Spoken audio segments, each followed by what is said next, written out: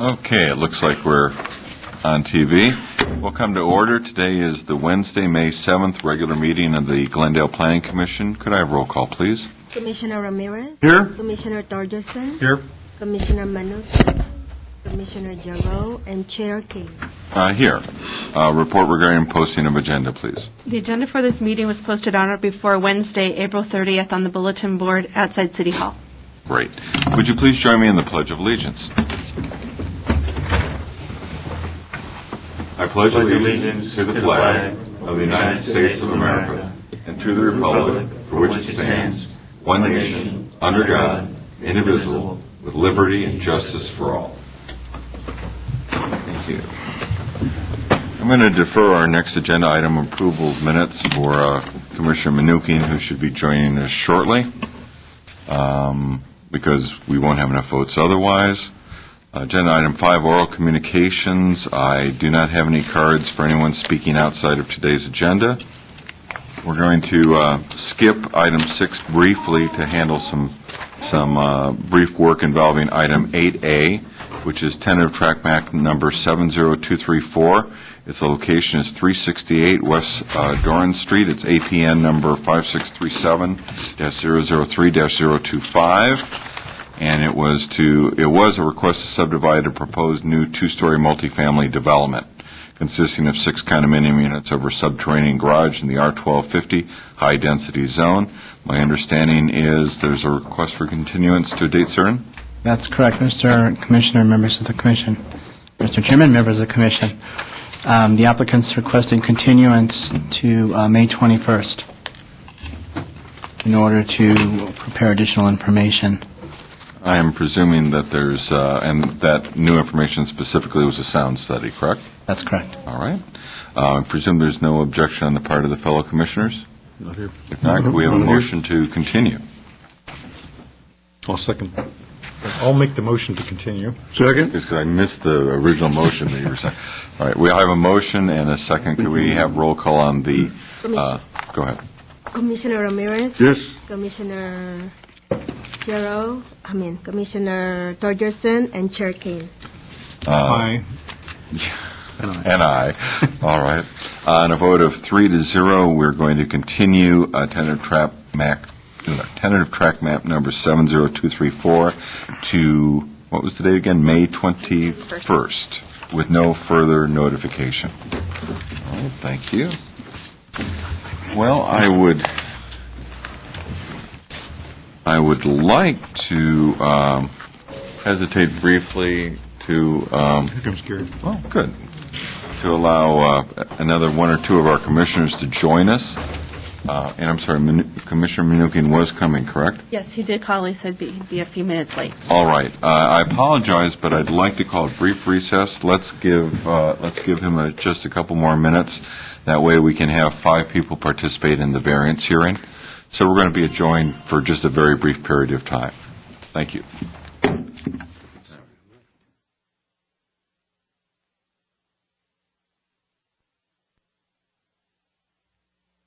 Okay, looks like we're back live.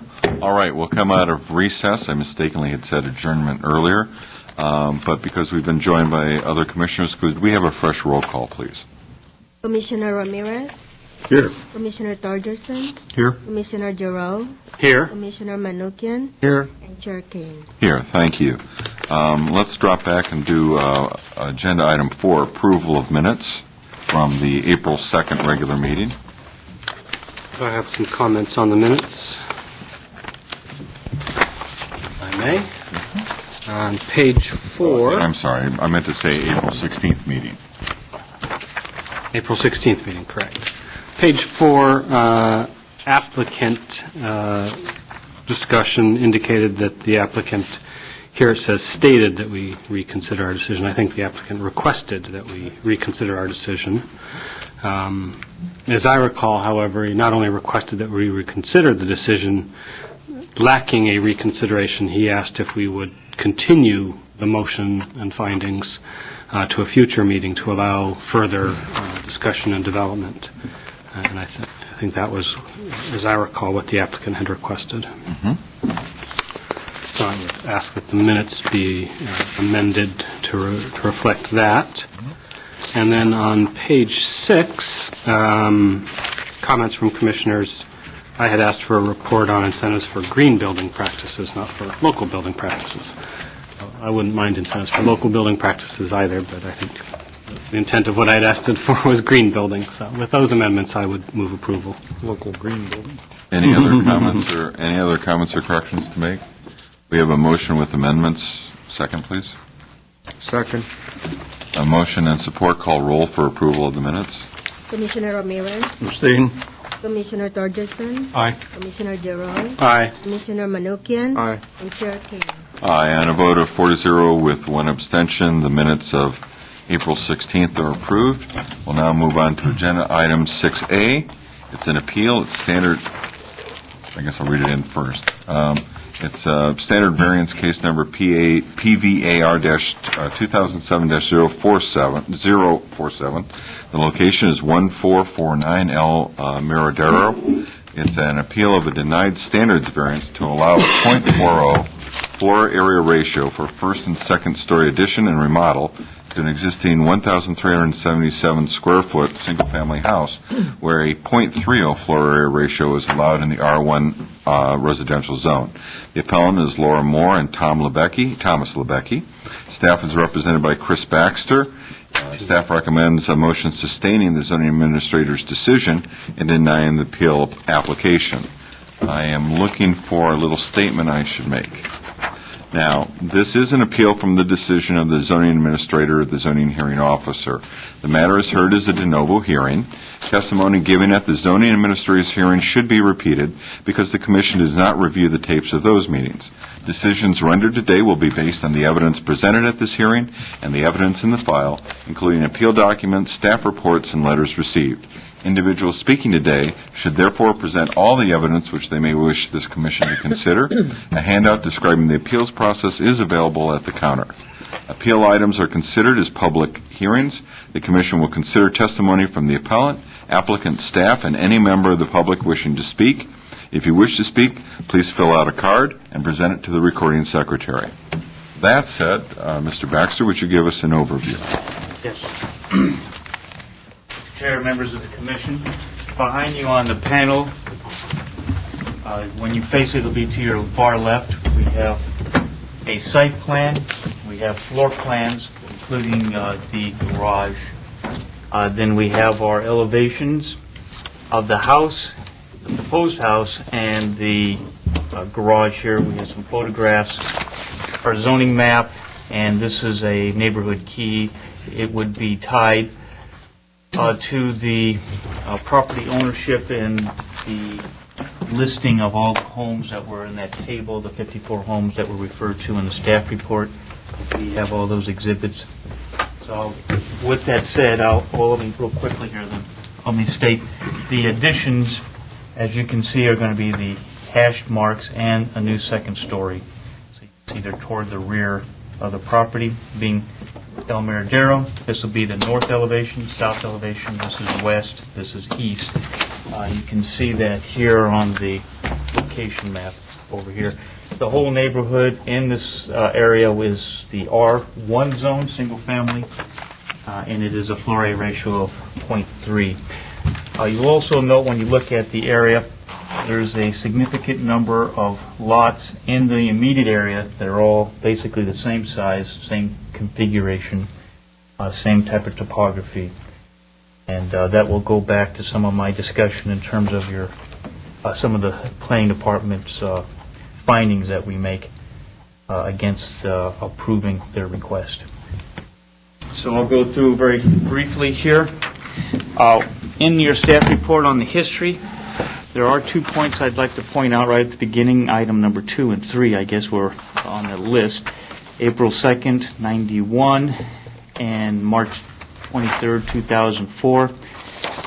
In April of 91, the floor area ratio was instituted of 0.3. But they also had an exception to that, where they allowed a house to be up to 2,200 square feet. And that meant that a floor area ratio could exceed the 0.3. But then in 2004, that was eliminated, that exception was eliminated, and only the .3 floor area ratio was allowed. Now, sort of jump ahead here, if we look at the analysis on page 3, there's 3 sections. We have the zoning administrator's decision, a short summary.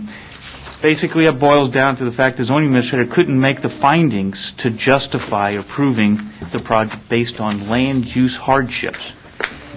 The issue of, well, there's other homes that are larger in the neighborhood is not an issue in terms of the hardship related to the land, any uniqueness related to the land, or consistency with the goals and objectives of the land use plan, or the general plan. The arguments made by the applicant, what the applicant has done is their arguments are basically that there are other large homes in the neighborhood, and they should have the same ability to build homes of that size. And based on the information that was submitted by the applicant, and staff has tried to do a review of it as well, we have shown that most of the homes that the applicant is using as an example within the immediate neighborhood were either built before the floor area ratio provision was required, or they were built during the period of time when they could be built up to 2,200 square feet, which would mean that the floor area ratio could be larger. I gave an example of that in my analysis. For instance, if you had a lot size of 6,180 square feet and you built the 2,200 square foot, you would end up with a floor area ratio of 0.36. So that would be 6 points higher than the 0.30. So that goes to show you that that was at the time an applicant had an ability to do that. However, there always seems to be a dissatisfaction with the community about the homes being removed or altered in such a way that the houses were getting too big. It was ruining the overall character of the neighborhoods. And so, at least on these 2 occasions, in 1991 and in 2004, the City Council has, in a sense, ratcheted down the ability to build these larger homes in these neighborhoods. We've tried to sort of provide guidance for the staff in that way by their legislation.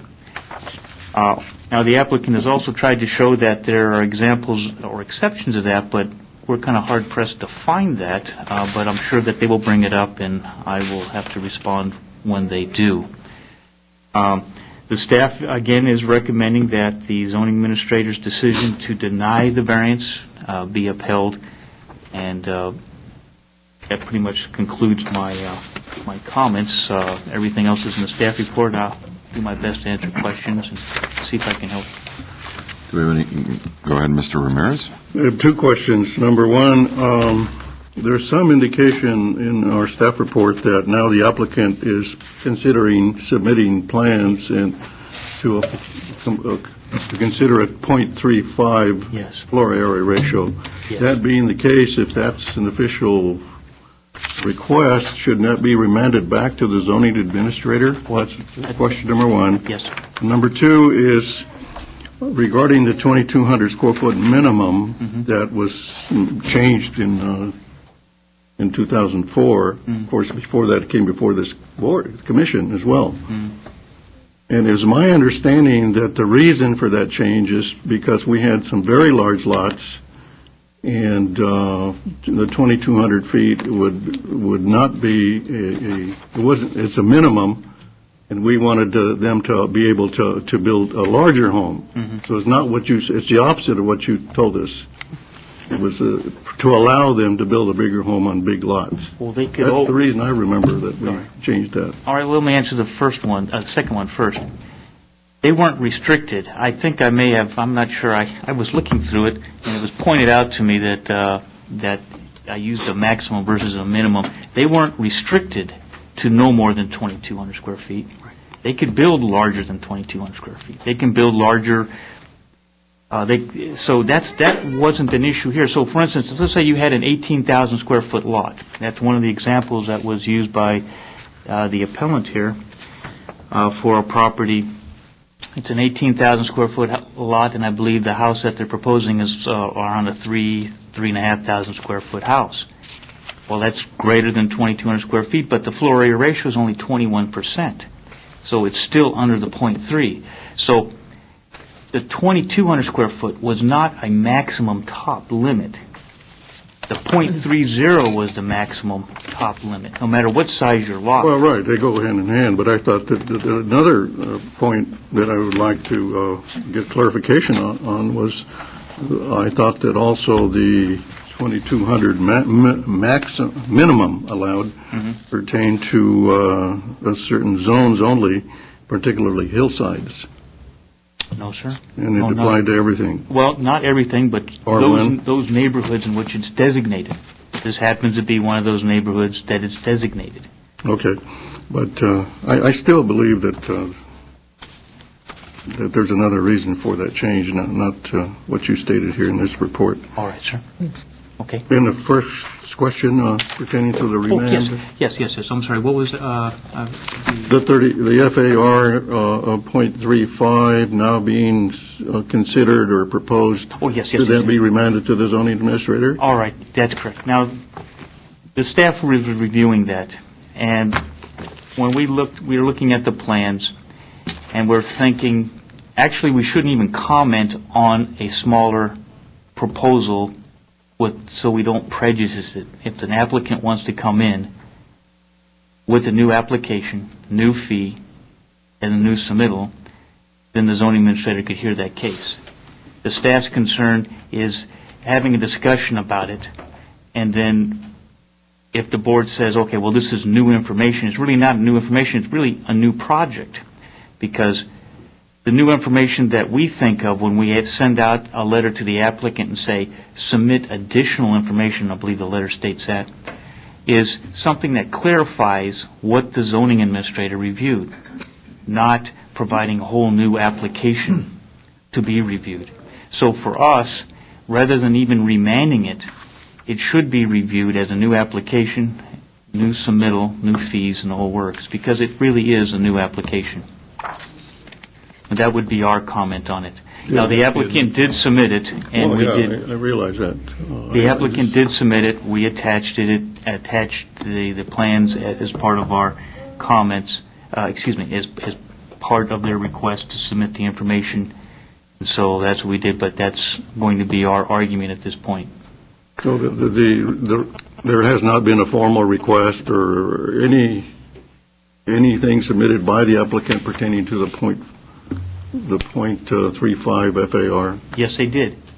When they came in on April 28th, they submitted the plans and exhibits that you have attached to your staff report for .35. Okay. Now, staff didn't analyze it at that time because we were preparing to send out your staff reports immediately. So it came in pretty quickly at the end there. But as we look at it, we see that it really is different. Sure, it's a smaller version of the same thing, but it should be reviewed individually, separately, and not part of this analysis. Otherwise, if it is open up to this analysis, then it may be prejudicing what they may propose in the future. And there's also kind of a hint of a bargaining issue here, where how small can I get before the city approves it, rather than trying to show what the true issues are. We have findings, 4 findings. Ideally, that's what we're supposed to be looking at. Do they meet the 4 findings? Is there a unique land use issue? Is there a hardship related to this piece of property? And if you look at the individual lots here, pretty much everything across the street from them, next door, behind them, are all about 6,100 square foot lots, almost of the same dimensions, length and width. So it's hard for the staff to make a determination that it meets any of these standards and be consistent with the objectives of the ordinance. Mr. Chair, we had someone comment over here. Oh, I'm sorry, go ahead. Chairman Kane, the question came up with, can you look at a plan that wasn't originally reviewed by the zoning administrator? the applicant submitted additional information, which is essentially a new plan. No one's looked at it as far as from a staff review point. The zoning administrator has not seen it. The question is, can you act on that? Well, we do have an opinion from the city attorney who says, well, yes, the planning commission can consider a different plan than the one that was, if there's concerns that are addressed in a different one. However, we do have concerns from the planning staff's point of view that has there been adequate public review of this? The city staff certainly haven't reviewed it. It has not been noticed and generally reviewed by the public. And our concern is that there be adequate public notice and that neighbors have a chance to look at this new proposal. We would consider this if they came in to us today as a brand new, at a public counter. We would say, well, this is a new proposal. This needs a new filing. There's a substantial change in the plan because you're going from a 0.4 to a 0.35. That's a big change, especially since 0.3 is what the code requires. So it's halving again what their request is. So we would look at that and say, no, this would be subject to a new application submittal. But with that caveat, I would say, just so you understand where staff's coming from, as far as if you wanted to discuss this proposal, the 0.4, and look at are there merits to perhaps reducing that, you could certainly have a discussion.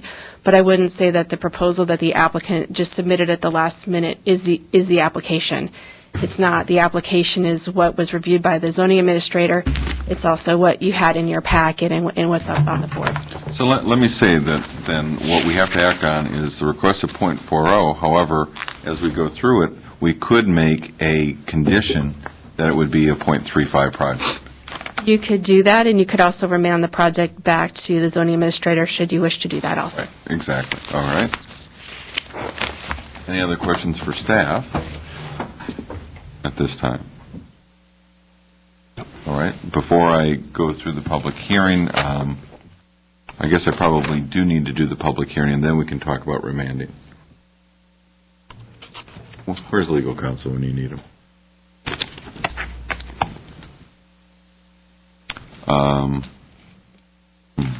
I think I'm not sure what's appropriate there. I am interested in hearing the public hearing. Okay. Well, then we will continue, and then in the course of deliberations, we'll consider it and take it up as to whether it's remanded or not. Very good. All right. No further questions to staff at this time, correct? All right. We'll continue with the public hearing.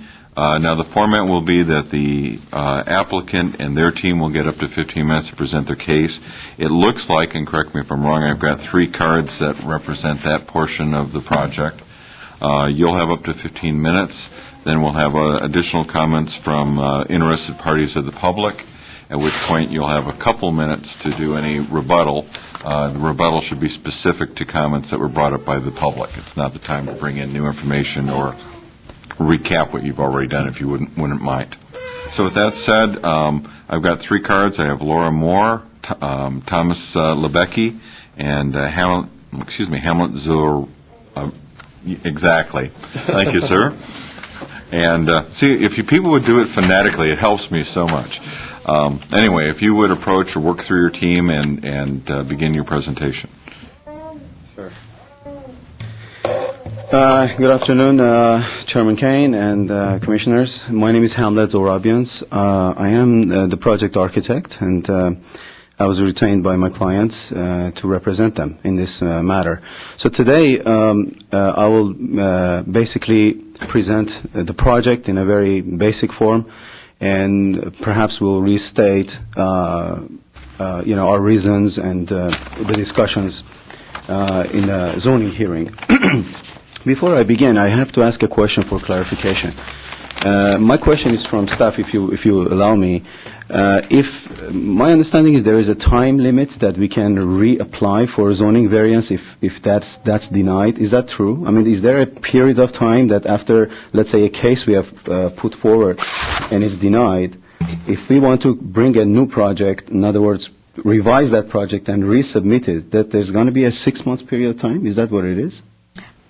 Mr. Chair, members of the board, Mr. Zorabians, if it's the same project, Yes. there's got to be 6 months lapse of Correct. time.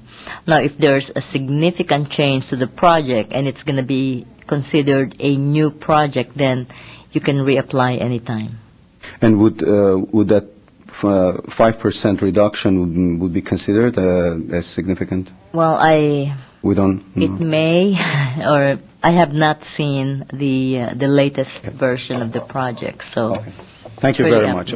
I just wanted to clarify that because the fact was that reducing this FAR request from 40% to 35% was in our mind from the beginning, from the day that we had the zoning administrators meeting, and we were denied.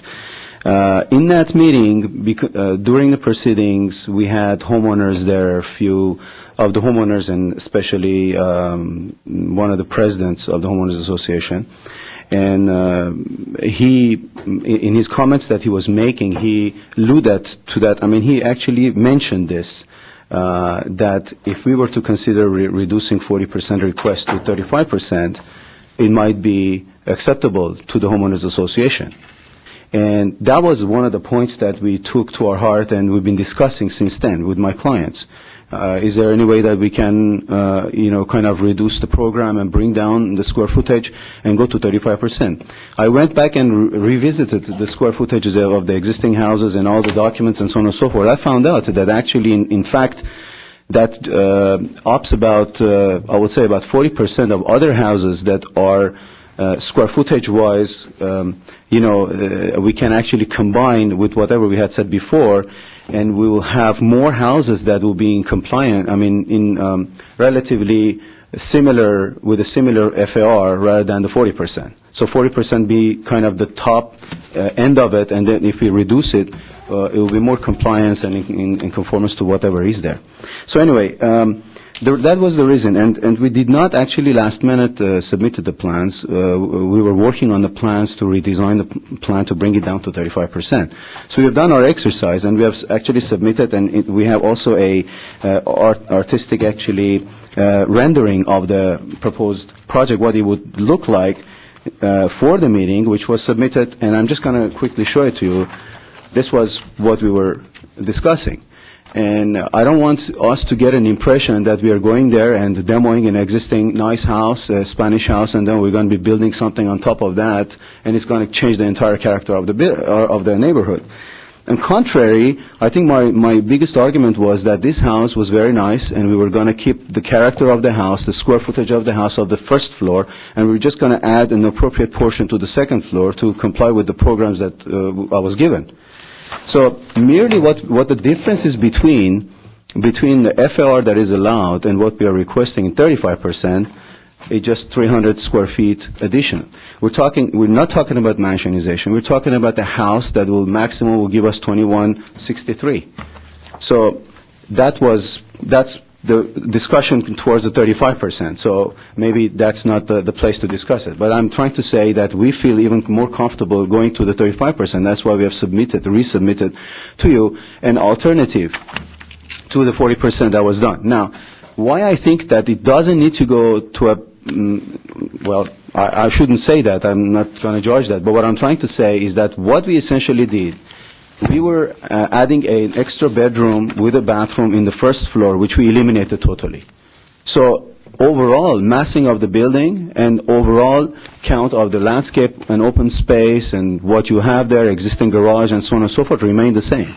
So what we did, we just reduced the FAR, and to comply with a lesser FAR, and that's what our request was. Now, in the interest of time, because I think my clients also need to have their own time to discuss a few things, I just want to make a couple of quick points.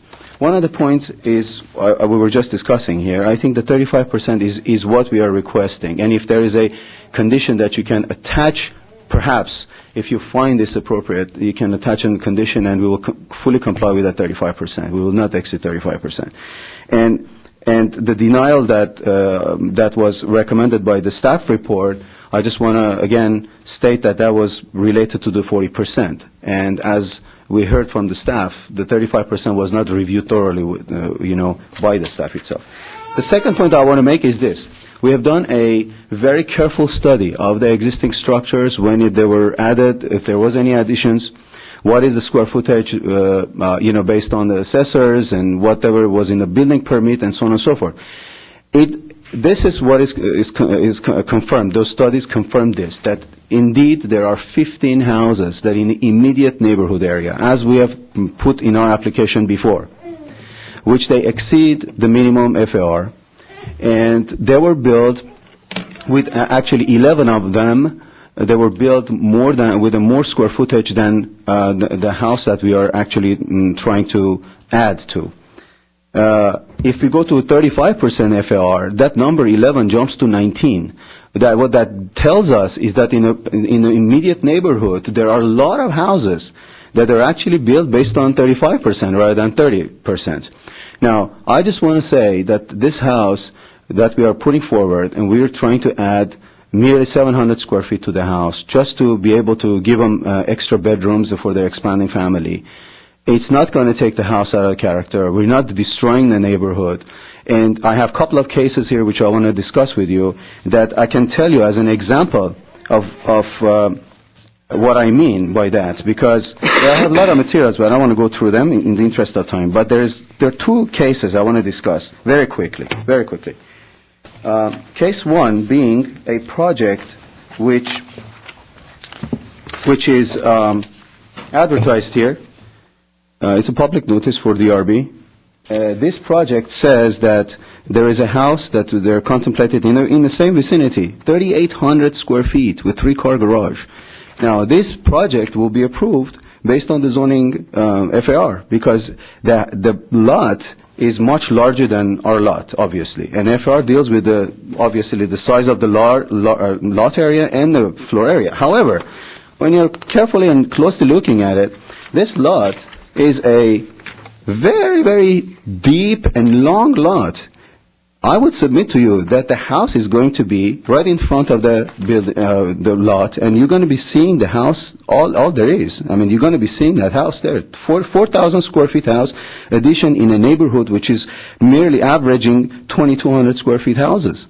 Now, to me, it's the reason I'm saying that, I'm not objecting to this at all. This is not my project, or I'm not speaking against this project at all. I'm just saying to make a point that this has a 300-foot deep lot, and because of that, they're allowed to put 4,000 square feet house. And to me, that 4,000 square feet house will change the character of that neighborhood much greater than what we are trying to do, merely putting a couple of bedrooms on top of the building itself.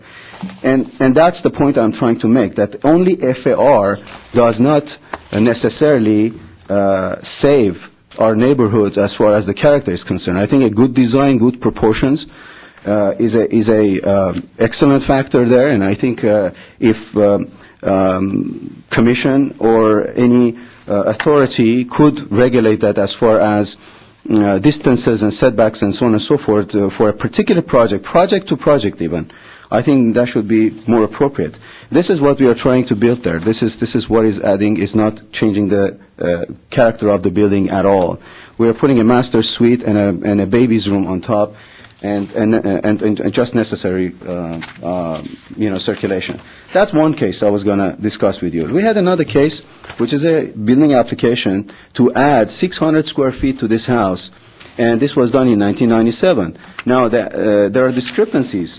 There are discrepancies in floor areas. The floor area here is indicated on the application 2197, but the assessors indicates here 2,306 square feet. Clearly, there are discrepancies. I cannot actually go by each property and say, that is accurately depicted there. When we're looking at the houses, they appear even much larger than they're supposed to be. To me, I understand that I might not have a hardship case here. I understand that. But I just want to submit to you that we have to go case by cases. And if we see a sensitive, nice, small addition, merely 300 square feet over what is allowed, that should be considered, at least considered. And that's my case. I'm just, we have gone through all the findings. I have written down all the findings and our arguments and so on and so forth.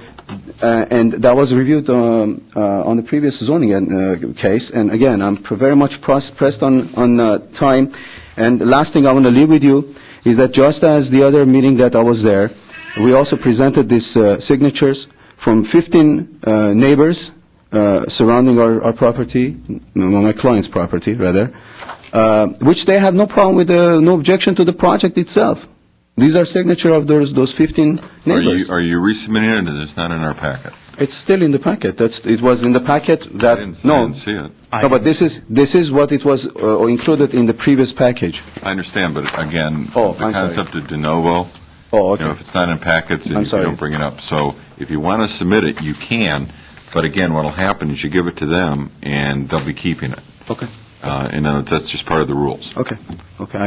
That's my shortcoming. I didn't understand it clearly. Understood? So I'll be available here if there's any questions. If there's anything that, as far as the design or anything that you can ask me, I'll be available here. But I like to defer the rest of my time to my clients. At least they have to say Question something. for the speaker?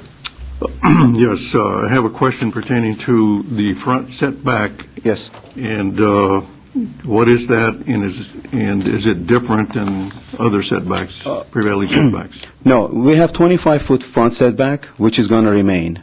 We're not adding anything to the front. As a matter of fact, the second floor addition is going to set back an extra about 9 to 10 feet. What is the neighbors, Yes, just a minute. what about your neighbors? Are they 25 also on the same side of the street? Uniformly, the houses in that side, yes, there are. They're about 25 feet. Yes, I mean, I have a comparison here which depicts all the existing front setbacks, and I don't want to speak too soon. I can go over it. It's submitted in your package. There's a comparison in the neighborhood. I didn't see that, but anyway, Yes, there are. They're basically 25 feet setbacks. okay, so there's no variation there essentially. No, Driving by it appeared to me that it was a little bit different, but it might be a foot or two, not so much. not visible. My eyes aren't that good. What about the rear garage? You're going to expand that to a two-car garage? Well, what happened was, we agreed with my clients that what we will do, we'll just basically modify the garage to comply with the minimum code. So it will be expanded a little bit. And in fact, I have to expand it 4 feet on one side. And that's It'll be a it. two-car garage? It will be a two-car garage, yes. But since it's an existing garage, it's going to remain as an existing garage. It's just that we have to modify it in such a way that meets the minimum requirements. And is this rear garage compatible to the neighborhood? Yes, yes. A lot of the Most of the homes there have rear garages? Yes, absolutely. Most of them have the rear garage. You indicated that 15 homes in the immediate area. What is your definition of the immediate area? Within 300 feet radius of our property. Okay, same as the city, okay. Yes. And That's how the many 15. properties is that in total? 54. Because of the fact that lots are small, they're not very large lots. Sorry, Richard.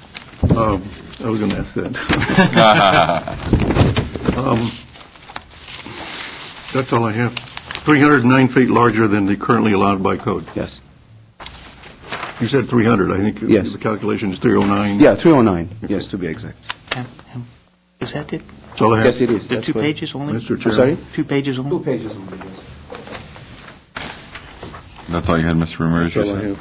Other questions from the board for the speaker at this moment?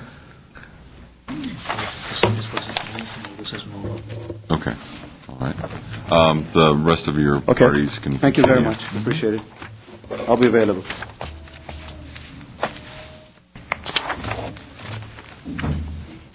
Oh, anytime, yes. Hi, my name's Laura Moore. I'm one of the owners of the property.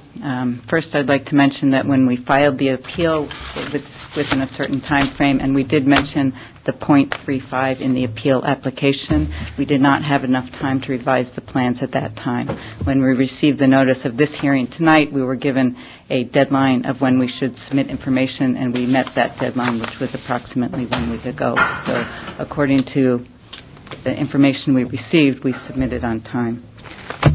The second thing I'd like to address is, the suggestion perhaps that this should be rejected and sent back to the administrator. When I read the criteria of the zoning administrator, I'm not sure her or his ruling would change, because it's a very strict criteria relating to certain elements, and the nature of the project, we would still be exceeding the .3. So in my opinion, we'd probably end up right back here. So we could go back there, but we would end up back here again because of the definitions that the zoning administrators required to follow. We'd end up right back here. Next thing I'd like to say is, I look out my front door across the street, and I see a beautiful two-story character home with a floor area ratio of .38. Our intention is to have a home that fits in character with this one and all the other ones in the area. I guess if there's one thing that I've learned since we had the administrator's hearing, maybe there's an appeal on hardship. The planner listed the dates of the code change. We purchased our home in 1994, between the first and the second code change. And then in 2004, the code changed. Maybe if I had had my son in 2002, I might have been able to come here and get this approved with actually slightly more than what our request is. Ours is 2163. But the fates weren't in my favor, and I didn't have my son until last year. Because we bought the home in 2004, when we bought the home, our understanding of the codes was different than it is now. That's all I have to say. My husband, we have to trade places. So, are there questions for me? Let me see. Any questions from the commission? Not at this time. Thank you. Okay.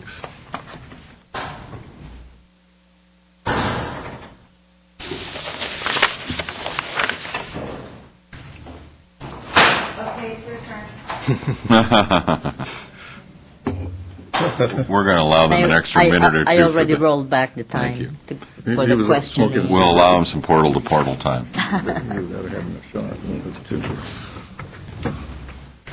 I'm Levesque. I'm sorry about the little delay, but as you can see, perhaps Hamlet misphrased the hardship. I work at home on 1,380 feet. I have an office, and we don't have a room for a babysitter, and Conrad currently sleeps in a dining room. In any case, since this is not it's not a design review meeting, I'd like to address this issue because it has been talked quite a bit about in a previous meeting, about the quaintness and the character of the neighborhood. Quite frankly, what are we doing? We're doing a significant investment into the neighborhood. If you look at the rendering that has been presented and actually done by, we're very happy to have him. That's Philip Keller from El Mirador, one of the residents who's into the restoration of the Spanish homes, and he's very good with this thing. He actually did some of the renderings for us. In any case, what are we doing here? We have some people opposing this project based on the change of the character. The same people, they have a 2 cubic yard galvanized steel tank in plain view with a stack next to their home, when we're doing actually a significant effort to seamlessly add something that actually would create a house that has never been built in the midst of the Depression. If you remember, when these houses were constructed at the end of the 20s and the beginning of the 30s, there were just simple bungalows, tract homes that today need a significant reconstruction in order to actually keep them up. That's one issue. We have the smallest house on the street. We have the smallest house within 300 feet, or within, actually, there's a new ordinance now of, I suppose, 600-foot study radius. What are we trying to do here? A word mentionization was used. Yet by another neighbor whose house is the very largest one on the street at, I think, the AFR of 0.4, I think. Yes, 0.4 or 0.42, I can't remember. As far as the hardship goes, we simply have no room. We stopped the current remodeling that we started some years ago simply due to the fact that it wouldn't really make any sense to go any further, and we'd like to basically just, wrap it up and make a beautiful home out of it. This is not adding a second story. This is not creating something that would not fit within that street. On the contrary, I think in today's economics, people should be glad that somebody is doing an investment and is trying to be very precise about the type of a house and the type of a change that they're incorporating into the existing structure. And quite frankly, you can make an atrocity out of a 1,500 square foot, out of a 1,000 square foot, and the other way around, you can make an atrocity out of a 6,000 square foot home, and vice versa. We're actually, what are we doing with this project? We're applying a significant effort into the detail and to the execution. And I think people that are opposed to this project, we're not really asking for 0.5. We decided to compromise on a floor to area ratio. But our specific intent with this house, so it fits into the neighborhood, because we're not building it to sell it. We're building this house to stay there and to raise our family. This is not a speculation issue, a construction. This is something that we would like to remain, and we would like to fit into the neighborhood. The quaintness has been mentioned. Quaintness is really about people and not about the houses. That's another thing.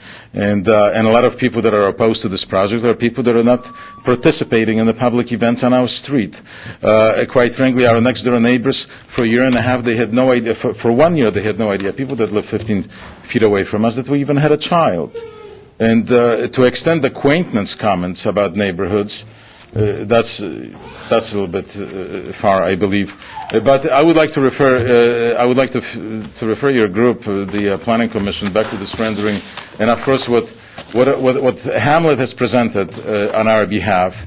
This does not include a lot of details that this house is going to have. It's a general side views and front views and rear views of the house, but as far as the execution of this entire project, we're going to be very meticulous about making sure that it doesn't even look like an add-on. It's going to look like something that was supposed to be built in 1929, but people simply had no money to do it. This is not Hancock Park from the early 20s. This is 1929. This is inexpensive tract homes that are today, most of them are actually eaten by termites. We've done some remodeling over the years on a house, and this is a universal problem that people have, and I think this is effectively, that's a very good investment for everyone. I think it's not just us, because we have to dedicate a significant amount of money, effort, and time and hardship to execute this project. I think it's going to benefit the city, it's going to benefit the neighbors, despite the fact that they may not realize this thing. I think 6 months after we start the project, they're going to wake up, and the property value will be much higher than it is today. So I think, I hope that you're going to reconsider this thing, and I hope that you're going to help us out execute this project. Thank you. Any questions for the speaker at this time? All right, seeing none. I have two cards. Jonathan Barris, phonetically.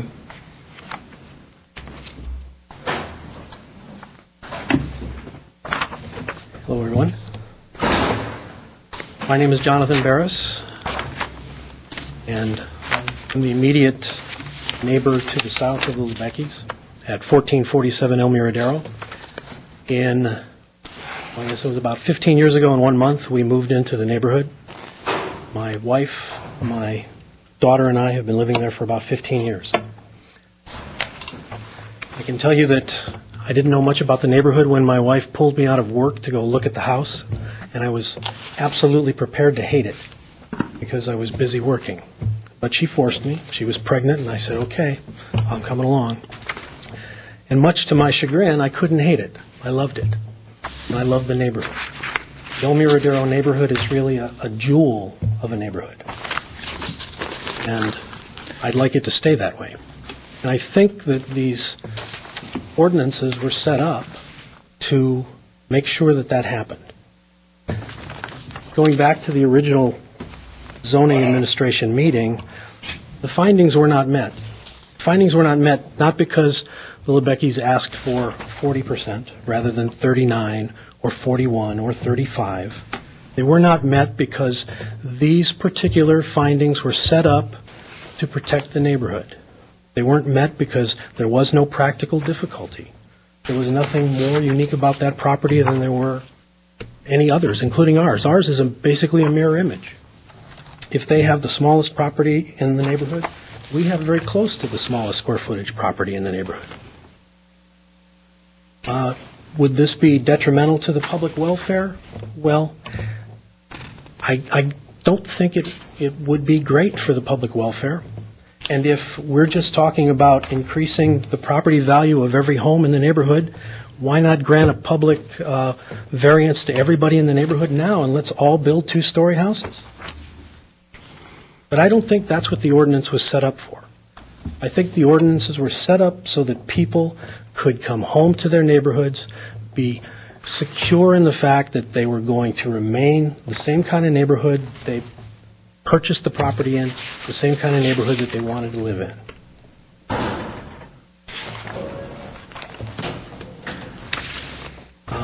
As I mentioned, our house is a small house. Their house is right now currently under the .30 FAR. So they could legally expand, just as many other people have in the neighborhood, to the legal limit. And the homeowners association was mentioned. I don't see anybody from the homeowners association here right now. And the homeowners association isn't meant to usurp your authority. If that were the case, then let's just go with what they say. And we can end the meeting right now. You're here to make the best findings or make the best decision that you can, and I appreciate that. But I'm here to tell you, if you're going to grant a variance, then I want the next one. And I only want this much more than they get. So that's all I have to say. Do you have any questions? Mr. Ramirez. Yes. Okay, my question is, the .30 would allow an 1,855 square foot home. Would you consider that excessive? No. Would you consider a 2163 home excessive? Also a mentionization for the area? I think so, because I think that would require a second story. The homes on much of El Miradero are non-second story. Most of the second stories are on the other side of the street. And almost all of them were built back in the 20s and 30s. They weren't remodeled into second stories. As I recall, at least a dozen continuous homes across the street are two-story. Right. In the front, the second story sits back from the front. They're very nice. Yes, they are. And isn't that what this is being proposed, the 9-foot setback from the front, second story in the back? And even if they go probably the 1855, they would go second story, I think we heard that. And 300 additional feet would that's the law. 300 additional feet would essentially throw that into the mansion category. Is that I don't know saying? about mansion categories. I don't use those terms. But the legal limit is .3. If you approve something, however it looks, at .3, I'll abide by that. I don't have a problem with that. Well, that's the purpose of a variance. Variance is to allow somebody to consider exceeding the code. Well, but So isn't the they're going variance through the based on these process. findings? I mean, are we going to throw these away? If we are, then that's fine. I don't have the power to do that. I just have the power and the willingness to come down here and tell you my opinion. And that's my opinion. Thank you. Any other questions for the speaker? All right, thank you very much. Thanks. Final card I have is from Andrea and Connie Humberger. 5 minutes. Okay. We are Connie and Andrea Humberger. And I wanted to make 2 points before I read the letter. One was about the project that Mr. Zarabian's referred to that's on a much bigger lot, that's going to be a 3,000 or 4,000 square foot house with 3 cars in the front. Just want to point out that's on Bel Air, which is a different street, a street where the houses are much larger. It's a bigger street, a longer street, and a street that's much less cohesive than El Miradero is. And second point was, I just want to say that because the public has not had a chance to review the .35 submittal that I guess was submitted a week ago, it just doesn't seem fair that the decision would be made today by your body on that plan because we haven't seen it. So that's just my thought on that. I just want to, our position is that we want to urge you to uphold the zoning administrator's decision and the planning staff recommendation to deny the requested zoning change for the .40 variance. Our family bought our house in 1966, and we've lived there since then. My mom still lives there. I now have a house in Montrose. We've always treasured the cohesiveness of our street, which boasts a tile roof on every house, a consistent setback from the street, architectural styles which complement one another, and houses of similar size, scale, and mass. We have followed the anti-mansionization efforts since their inception. We were both in attendance at City Council in the early 90s when the anti-mansionization ordinance was passed. We also supported and were present when they established the floor area ratios sometime later. Both of us have continued to follow these issues through attendance at Design Review Board meetings, submission of letters to DRBs, and through participation with the homeowners groups, both in Northwest, where the El Miradero house is, and in Montrose, where I now live. While we do understand the need to expand one's home to accommodate a growing family, we believe that the enlarged home must still comply with the allowable floor area ratio. And as the zoning administrator has stated, the 4 findings required to allow the variance have not been met. It's already been pointed out, we don't need to keep repeating, that the lot is not exceptional. It's not really different. It's consistent with the rest of the lots on the street within the 300-foot radius, and the majority of those houses, are within that FAR. We believe that the granting of the variance would not be in keeping with the objective of the applicable regulations, and therefore that the project should be carried out within the city's zoning code and general plan, which would require it to stay within the .30. That's it. We urge you to uphold the zoning administrator's decision and support the planning staff recommendation. And we do think that approval would set an unacceptable precedent on our street and would negatively impact the quality of life of the neighbors. So thanks for considering our comments. Any questions for the speaker? Seeing none, all right. Thank you very much. Rebuttal time. How much time do I have for rebuttal? 5 minutes. 5 minutes, okay. Just a few points that I like to make.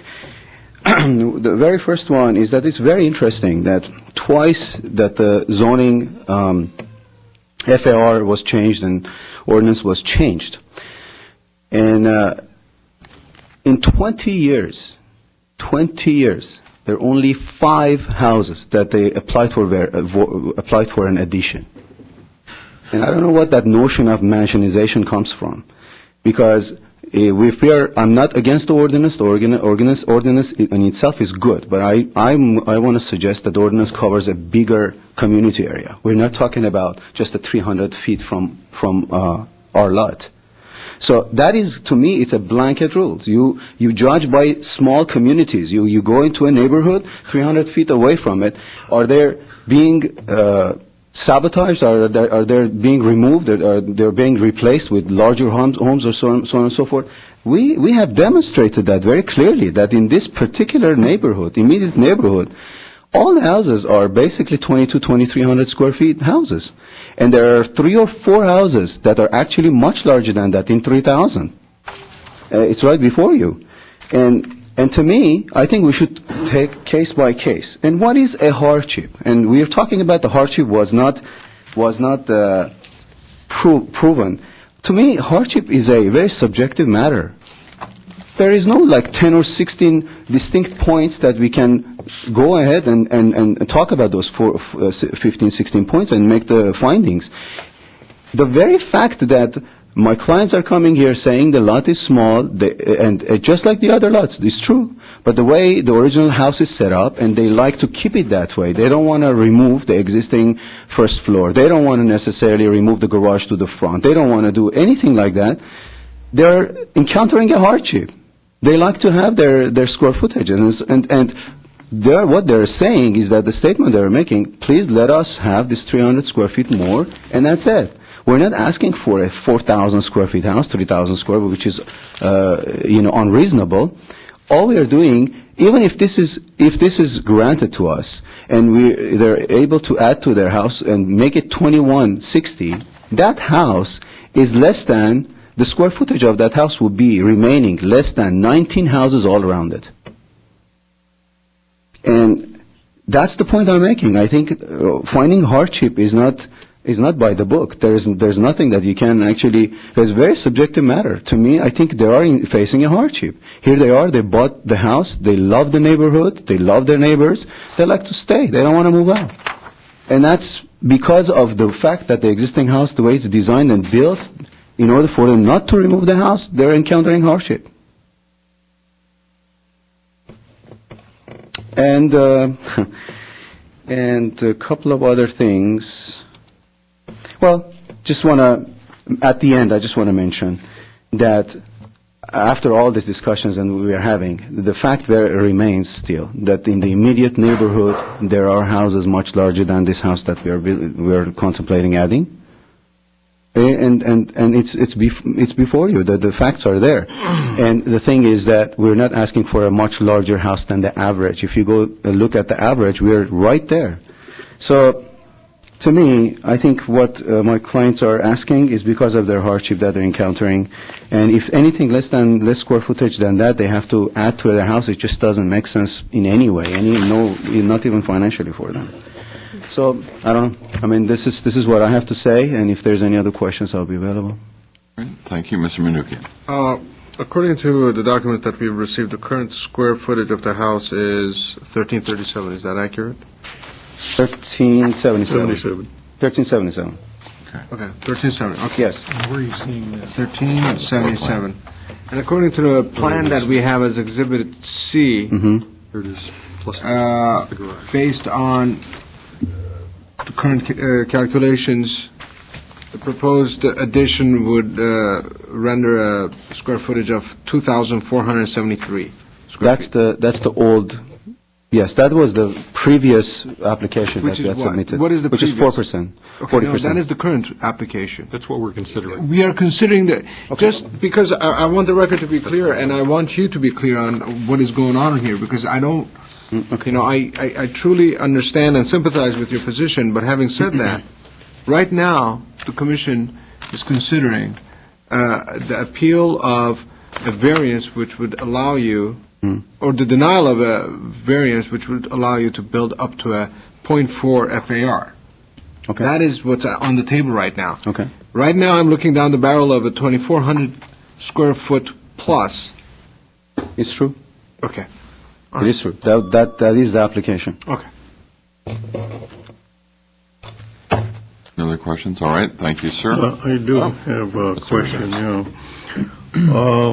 one of the findings that was included in this, in our packet, of course, is standard finding for all variances, exceptional circumstances. Can you tell us what the exceptional circumstances that do not apply generally to other properties in the same zone or neighborhood? Well, if I compare it to only houses that are immediately adjacent to it, or similar houses, because when you're talking about comparing it to a larger I think the neighborhood probably we have to consider the 300-foot radius. If you go to 300, I would say the only fact would be the way it's designed, the house, it's built, the way it's built right now, where the house does not allow expansion on the first floor, and that's why we have to put a second floor. And when we are putting the second floor, what we are saying is that the house, that the square footage according to our program is that way. So there's not a particular hardship as far as the slope is concerned, or there is a particular issue that we have. No. Didn't you say that this was the smallest square footage home in the It is. area? It is. Oh, that's an exceptional circumstance. Well, if that is, then I should say, I agree with that. No, but it is. I mean, in a sense, like I said, it's a very subjective matter. If I go back and say this is a very small house, they need to expand. They cannot just let it go. But to make an expansion, and what we are requesting, again, Commissioner Manoukian suggested that it is the original application, and I don't know which direction to talk, but if we go 40%, yes, I mean, our addition was much larger. But again, in the beginning of presentation, I was saying that if it's all possible, if we would have considered that 35%, my clients already, well, we discussed it, we've studied it, and we feel comfortable doing that compromise. So that is if I go that way, 35%, I would just say that's barely making their master suite and a bedroom for their child in the upstairs with the circulation, obviously. Thank you. You're welcome. No other questions? Nope, we've had the rebuttal time. So the public hearing portion is closed. I'll entertain questions, conversation, comments from commissioners, please. I just want to verify regarding the smallest home in the neighborhood, the 1377. Is that a correct statement? It could be, yes. I have to look at the list here. It'd be the same list that you would have. Yeah. But that doesn't mean that they can't expand it to what the majority of homes are in the neighborhood, less than the .30. Yeah. So if they went to the 1854, and then you start comparing 1854 with the majority of homes in the neighborhood, the vast majority of homes are going to fall within or smaller than 1854, and only a small proportion will be over the 1854. Correct. That would be another way to look we at have to we have to look at the existing conditions, not what is proposed. It's my understanding. But no one's denying the 1854. What we're denying is the anything above that. So no one has said they cannot build up to that point. I understand that, but getting back to the findings, finding B, there are exceptional circumstances or conditions applicable to the property involved or to the intended use or development of the property that do not generally apply to other properties in the same zone or neighborhood. You have to consider the existing condition, not what is proposed. Mr. Chair, If I can.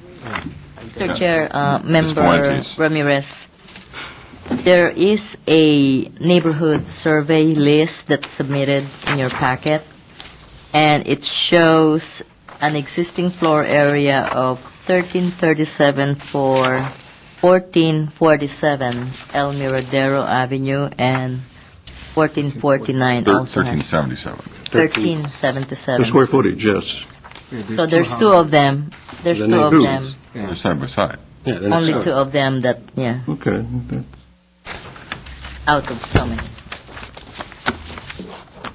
Percentage-wise, it's out of 54 homes. 0.22 52. currently. Thank you.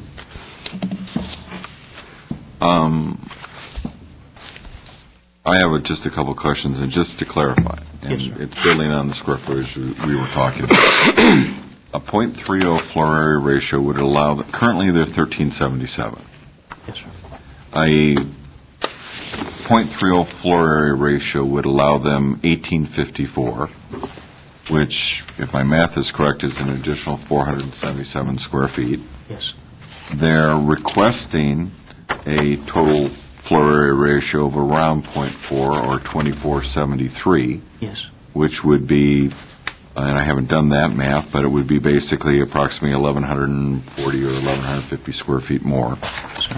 Now, they're bandying about to us a middle position of about .35, which would be, instead of a 2473 home, roughly 2163. or 800 square feet. Yes. So I'm just putting in perspective, making sure that I'm grasping some of the steps, if you will. Do commissioners, well, again, we're in deliberations and comments and so on, please. Mr. Chair, members of the commission, I don't recall making my statement, but did you all receive the letters from the neighbors in the area? They were all. Yeah, that's a good point that you're raising. Yeah, I do want to make, there was like 6 or 7 letters. Yeah, as part of our information, we've received a stack of letters primarily in opposition to the project, and again, the applicant has also turned in a copy of a petition that had been given at the original hearing with approximately plus or minus 15 names that are in support of it. Out of curiosity, I went through, and remarkably, the people in opposition did not sign the petition in favor. I was really looking forward to having somebody that signed both. That did not happen. All right. So if we could continue, who would kind of like to share their overall thoughts on the process first? I'm glancing toward my left. I'm happy to start the conversation. Let me start by saying that I believe that the applicant has done a very good job of trying to design a house that is compatible with the neighborhood, and I'm sympathetic to the applicant in that regard, that this idea of an expansion is consistent with the neighborhood, the neighboring properties, and is not simply a tear down and throw up of 4,000 square feet or something that is totally incompatible.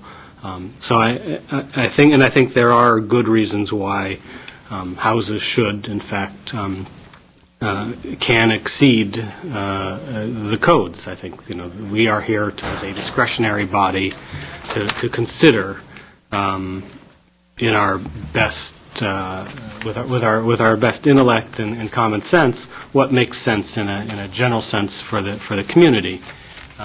So I have to say that I think that this is in and of itself not necessarily a bad project. That being said, I don't necessarily see that the findings themselves can be overcome. I don't see that there are necessarily hardships, although I could probably be convinced, because that is a subjective term, and that makes it difficult to apply a hard and fast rule, thus the nature of discretion. I'm not necessarily sure that the fact that it's the smallest house in the neighborhood is an exceptional circumstance, because we're really talking about what it is to become, not what it is today. And so being the smallest doesn't give it any particular, in my mind, special right to become much larger. I think the question is the larger house actually reasonable and compatible?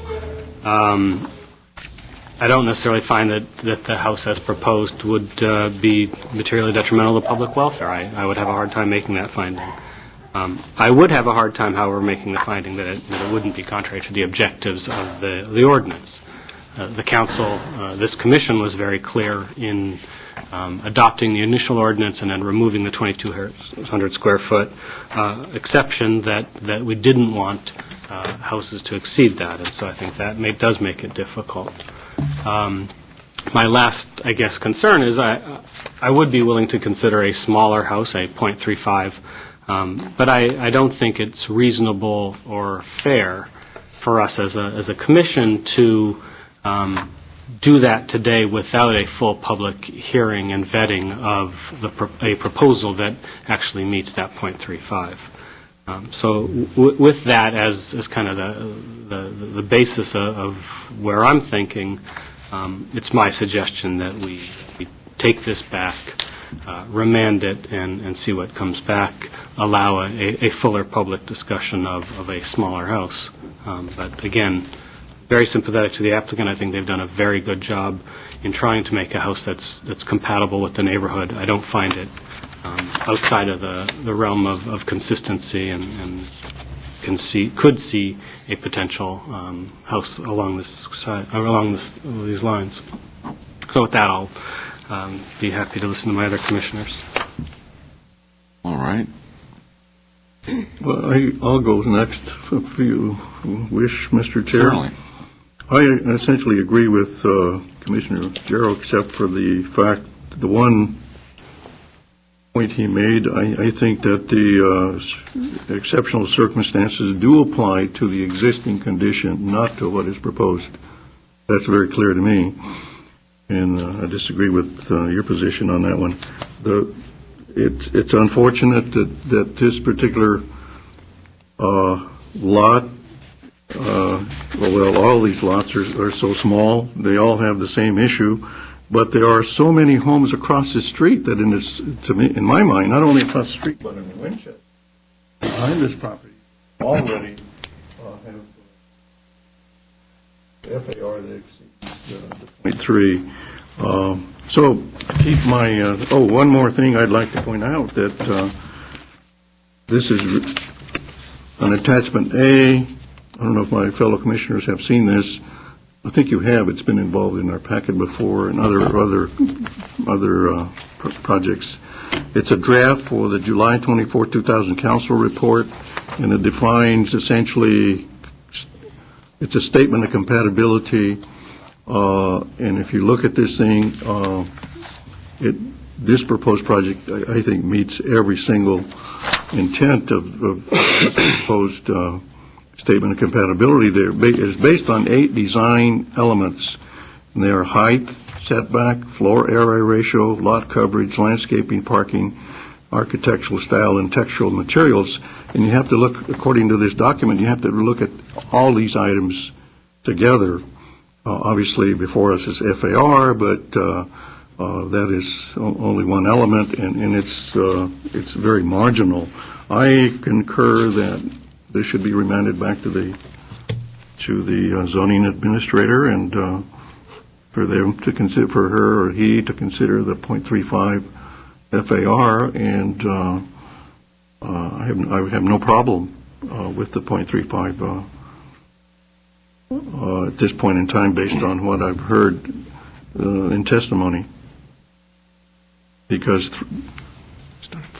2,154 square feet is definitely not a mansion by any stretch of the imagination. I have a little house next to Forest Lawn that's 2,150 square feet, and that's certainly not a mansion, dinky 3-bedroom. So anyway. Let me interject a second. We've heard 2 statements about remand. It was my understanding as we entered into it that Ms. Fuentes, that the conversation was 0.35 significantly different. It's a new project, that remanding does not accomplish anything. That we're better off in that regards to deny, because the new project is so different, and they would need to come to you tomorrow with a new application. How's that for being on the spot? Mr. Chair, members of the board, you are the Planning Commission. You can either affirm, reverse, modify, or remand. So it's your final decision, but like what Laura said, I think staff would rather see it as a new application. However, legal department, I think, has a different opinion on that. So we're leaving the final decision to you. I'm here to listen to all your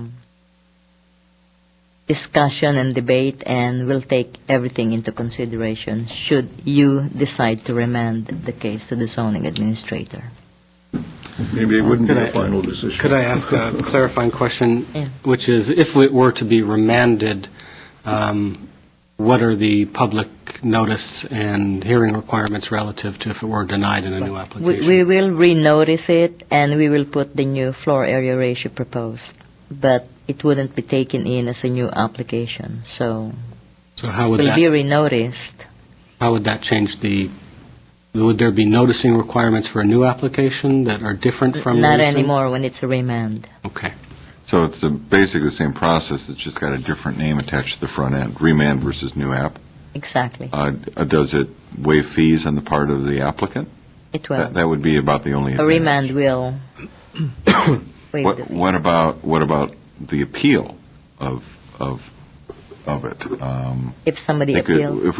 They've appealed once, we remand, you'll make a revised decision, they can still be appealed again, That's another correct? appeal, and that's going to be a new fee. Right. It's a new fee. Okay. Can I ask maybe Laura or Edith a question about if it's remanded, they would do the public noticing, posting of the site under the old code or the new code with the larger board? It'll be the new requirements will take effect. If it's remanded? Right. Well, let's put it this way. If we remand, we'll condition it that way. There you go. They will attach necessary Double the conditions. size of the code.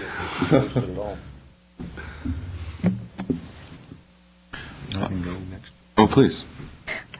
Mr. Chair, my feelings on this whole thing, the purpose of variances is to cover unusual cases that the people doing the legislation can't foresee at the time they're doing the legislation, such as a setback ordinance where, because of a natural geological feature in your lot or a protected oak tree, you have to move the house over and violate the 15-foot setback or something on one side. And that's grounds for a variance. The purpose of a variance is to take care of unusual situations that could not have been foreseen by the city council when they enacted the ordinances. It's not, the purpose of a variance, in my opinion, is not to let people fudge a little bit over the line, because if we wanted a .35 floor area ratio for that neighborhood, we would have put a .35 floor area ratio in place for the neighborhood. So with that in mind, I could not make the finding B that there are exceptional circumstances that aren't generally applicable to the other properties in the neighborhood, because they're all identical lots pretty much.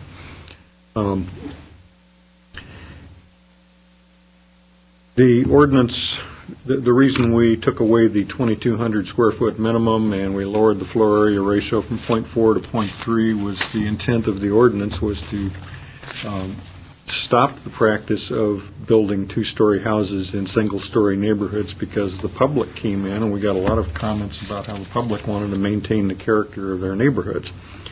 Now, that's not to say that you might not be able to conceive of a project that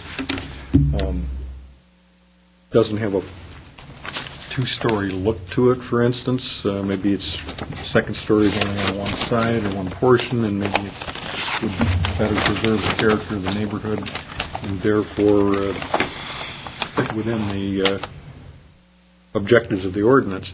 But as what we're considering right here as designed and everything, I can't make finding D either. With that, as far as remanding versus denying a new application, I don't have any particular feeling one way or the other. I wouldn't mind if the applicant wants to come in with a new set of plans and take another shot at it, and revise all the calculations and make sure they're correct, and give it another run through the zoning administrator. I think a remand would be fine.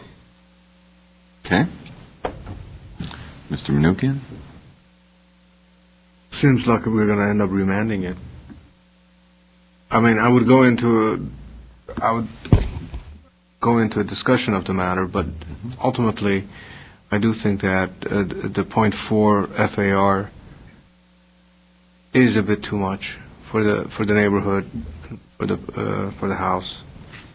Having said that, if the appellant desires to have a second go around with a .35 FAR, by all means, let him try it. All right, couple comments. I think, frankly, as a board, and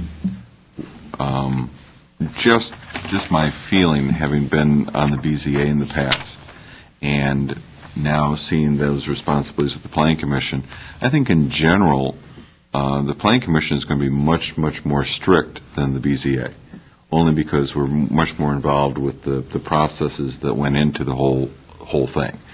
And I'm seeing that in the way our deliberations have gone. We haven't done much, but just in ways of telegraphing what I think this board will do long term, that's probably going to be the result. Now, the things that kind of trouble me about this is that, when you slip across the street and you run down the 1530, 1540, 1547, 1555 addresses, these all are newer homes, they're larger homes that exceed the .30 floor area ratio, and they work very well. I mean, in terms of compatibility, if that was in front of us, they work very well in the neighborhood. They've done a great job architecturally, and frankly, our applicant today has a great job architecturally in terms of stepping back that second floor, of reducing the impact on the neighborhood, and so on. So in many ways, he's done a very good job in trying to address working with the neighborhood. The problem that I have, however, is because of things like exceptional circumstances to the property and the objectives of the ordinance, kind of repeating what at least one of the other commissioners has said. That's a huge hill for us to climb over. And that's actually a pretty significant hill for even the zoning people to do in terms of a variance. Now, basically by right, within the .30 floor area ratio, this individual is allowed 477 more square feet than they've got. That means they're allowed to put on a second story.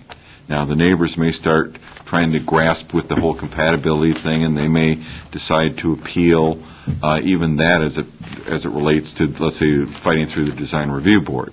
But I think they would have some great difficulty given what the neighborhood looks like, given what the architectural features that you've put into the home so far look like. You would probably be able to persevere through that process. So what I'm saying is you're allowed 477 square feet.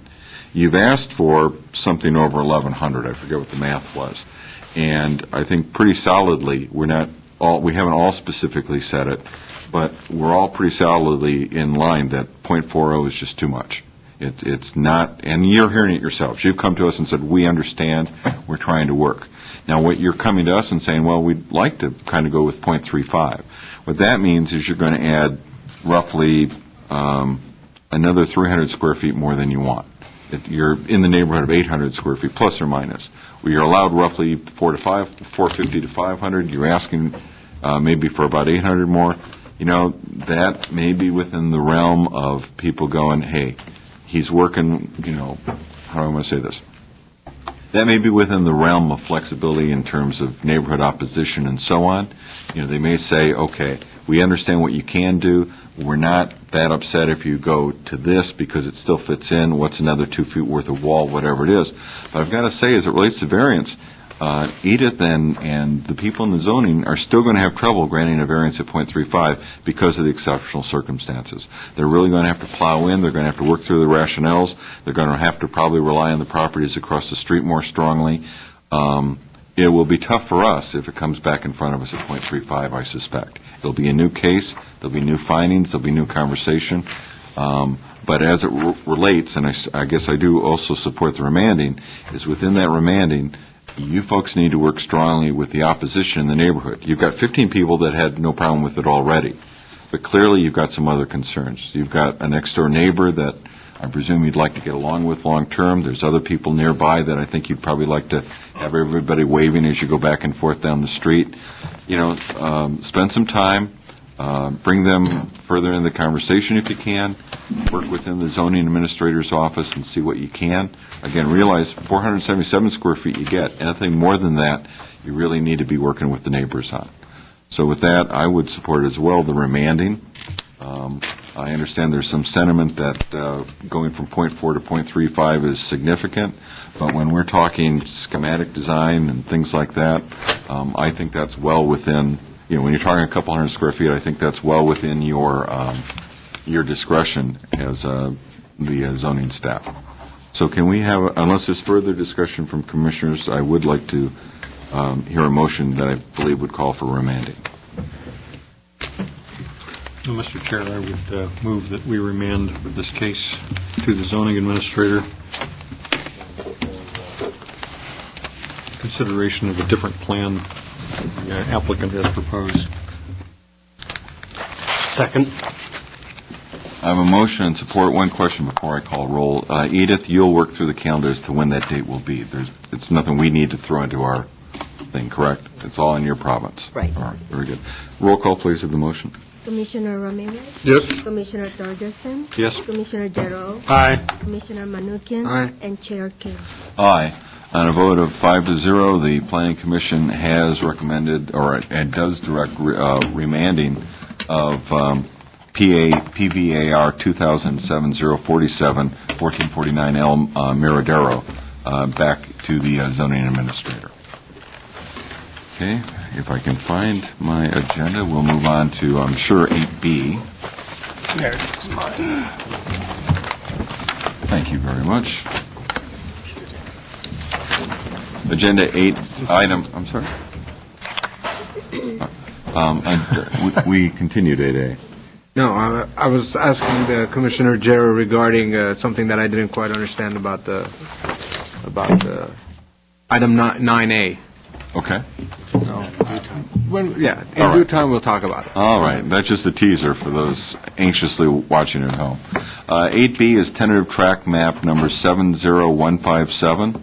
Its location is 210 South Cedar Street. It's APN 5674-015-014. It's a request to subdivide a new two-story, three-unit residential condominium in the R2250 medium-density residential zone. The project is categorically exempt from CEQA. The applicant is Haycop Meridian. Thank you. And staff is represented by no one at this I time. believe he's coming from his desk right now. All right, we'll stand by for a Okay. moment. So maybe we can talk about 9A now. No, I think we'll wait. Okay.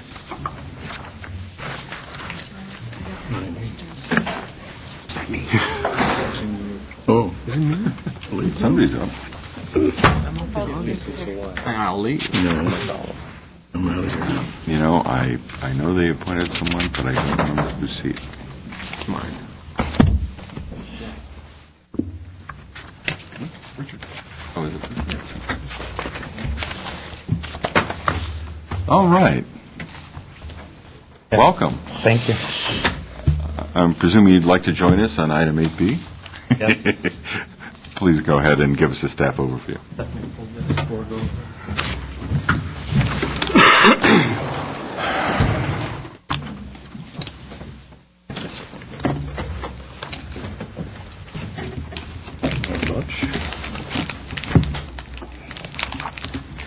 Yes, Mr. Chair and Planning Commissioners, this next case is a tentative tract for a condominium, airspace condominium subdivision, and it's tentative tract number 70157. The property's address is 210 South Cedar Street, and it's a three-unit multifamily residential building. Each unit is a two-story, three-bedroom unit with a subterranean garage. The property is located at the corner of Cedar Street and Orange.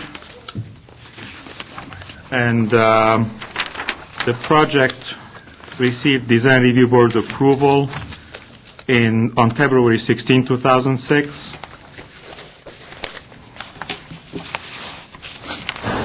It is staff's opinion that the development and the proposal is consistent with the zoning standards and also with the various elements of the general plan.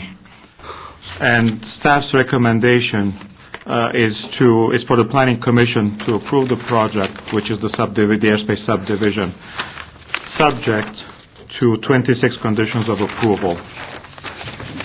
I would like to conclude my presentation unless there are questions of the board, and the project applicant is in the audience for questions. Thank you. Mr. Ramirez, any questions? No. Seeing none, we'll continue with the speaker.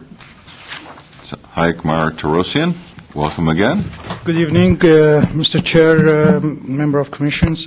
I'm Hayek Tarosian. I'm tract engineer. My address is 1545 North Verdugo Road, number 2, Glendale. This is 3 units condominium project, which is under construction right now. The lot itself consists of 6,700 square feet and some changes, and as I said, it's 3 units with private garages, which is built under subterranean garages. They're all 3 bedrooms, and they have open spaces, which is in compliance with the municipal code, and they meet all the zoning and building requirements. I said it's under construction at this time. And we will meet all the staff recommendation conditions, and we will comply with them fully. If you have any question, I'll be more than happy to answer. Seeing none, all right, thank you very much, sir. Comments from commissioners or a motion, please? This is another of our projects under construction. Give the old rubber stamp and well, that's it. Well, it could be apartments. Could be apartments. That's right. But, Mr. Chair, I would like to make... No, we don't want apartments. Well, Or is there more discussion? No, we can have a motion and still discuss. So go ahead. You want the motion? Sure. Mr. Chairman, I move that upon consideration of tentative tract number 70157 at 210 South Cedar Street, and after reviewing the records, files, reports, and all documentary evidence submitted with regard to said tract, tentative tract number 70157 is hereby approved, subject to compliance with the State Subdivision Map Act, various chapters and titles of the Glendale Municipal Code, and 26 conditions listed in the motion attachment 1. All right, we have a motion. Second. And support. Is there further discussion? The only thing I would say is if we're going to have projects that continue to come to us while they're in construction and take that risk, I want to make sure that staff is fully prepared to say that they've asked for and received every fair consideration and concession that's possible from the applicant. So, when they come in front of us, let's leave no stone unturned in terms of the city getting its fair concessions from a particular applicant, especially if they're going to come to us when it's, well under construction. Okay? So, motion support. Could we call roll, please? Commissioner Ramirez, Yes. Commissioner Torgerson, Yes. Commissioner Jarrell, Aye. Commissioner Manukian, Aye. and Chair Kane. Aye. On a vote of 5-0, Planning Commission has approved tentative tract number 70157. Agenda item 9A, the rumor that there's going to be a new planning commissioner. Yes. That would imply that there's an old planning commissioner. Well, Mr. Ramirez's term expires on June 18th. That actually happens to be a meeting night. And then the City Council appointed Hank Sheets, and his term will take effect on June 19th. The first meeting will be July 2nd for him. So just wanted to give you a heads up on that and let everybody know that there will be a change. And I know we have a lot of terms that are up this year. So, Going to be a lot of new faces. right. Mr. Ramirez, you'll be at another couple of our meetings, though, prior to that? Hard to tell. Hard to tell. So basically, if we want to say nice things about you, you have to do it tonight? I will notify the proper authorities what my future schedule is. Well, then what you're forcing me to do is say nice things tonight, and I might have to repeat them until we finally see you leave the dais, I take it. For sure, it's nothing for sure, but we have some illness in the family, and I'm going to have to leave the state for an extended period of time. So, well, I'm sorry to hear it. That's other business. So it's kind of, I don't know. It's iffy. Iffy. All right. Well, it's been an absolute pleasure working with you on this commission, Mr. Ramirez. Your insights, the perspective you bring have been invaluable. It's just been a great experience, and I'm very proud to say that I served with you. Very good. Top that, you guys. I've enjoyed working. If this is my last meeting, I certainly enjoyed working in this on this commission. There's a lot of things I would like to have proposed or see the commission go in another direction like the other cities, but that's the way it is in Glendale. And we have kind of our hands, tied to the codes and policies, and the process is established by higher-ups, and that's the way it is. But as you know, I've served on other boards and commissions, and This one is really different. Pretty much have our hands tied behind our back. But anyway, I've enjoyed it very much. I've enjoyed working with all of you and the previous members of the commission, and I'll still be in town. Very good. I did request of one of the city councilmen that they clone you. Clone me. For your replacement. No, there's no other person with my type of license probably that would be willing to serve in a planning commission. It provides this kind of an expertise, if you want to call it that, the dealing with the geological and seismic and those kind of hazards and so People forth. as smart as you aren't crazy enough to want to sit up here. I wouldn't say that, really but appreciated your. I was telling the city councilman that we've long appreciated your geologic expertise. Relied on you to be able to spot flaws in designs and ask the right questions about shoring and construction techniques that I personally am not familiar well, with. Mr. Kane is involved in construction, so he knows. I know enough to be dangerous, and that's but just watch out. The only thing as the rest of the commission can attest to. So. Okay, very good.